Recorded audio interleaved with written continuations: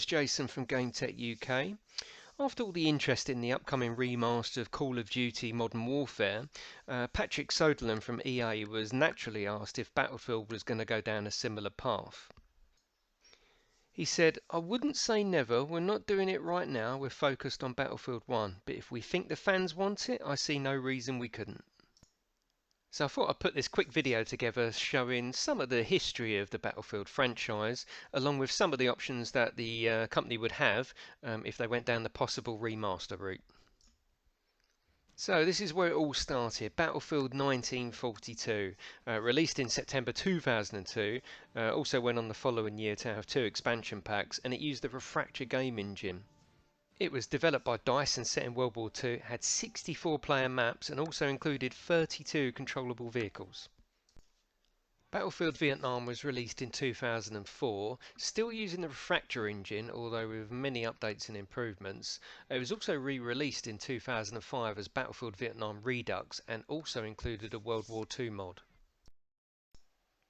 The following year saw the release of Battlefield 2, and this was the first Battlefield to be set in the present day, depicting a war between the United States and China. Although it was a very buggy release, it went on to sell more than 2.5 million copies, and it really was the first massive success of the franchise. They released 2 DLC packs, Special Forces and Armored Fury, and it also went on to be a Battlefield 2 console release as well. It had a much bigger single player mode, but the online play was a lot smaller. Next up was Battlefield 2142, set in the Ice Age of the 22nd century. Had an expansion pack, Northern Strike, and this game was the first time the company actually used in-game advertising, not a popular move. It also included the Titan game mode, and these were massive flying warships that had powerful force fields. It really was a fun game mode.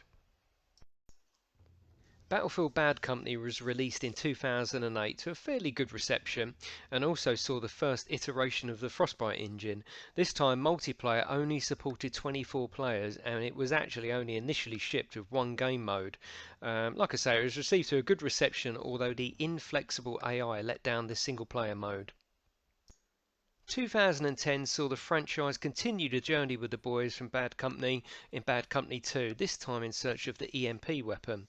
Had updated graphics and features such as bullet drop and a much better multiplayer experience. The franchise really was coming into its own and setting itself apart from the competition.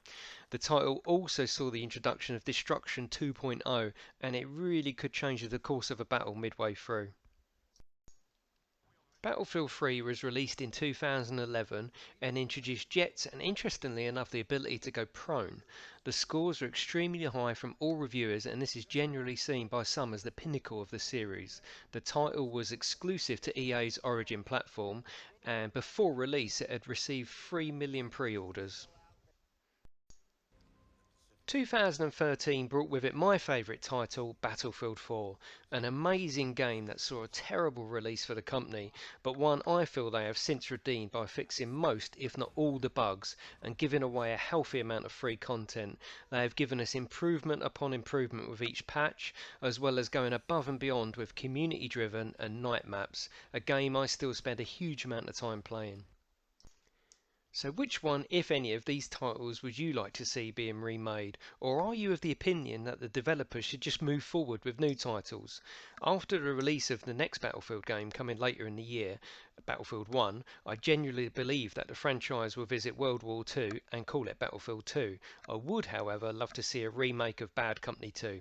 Let me know in the comments what you think, and I'll see you in the next video.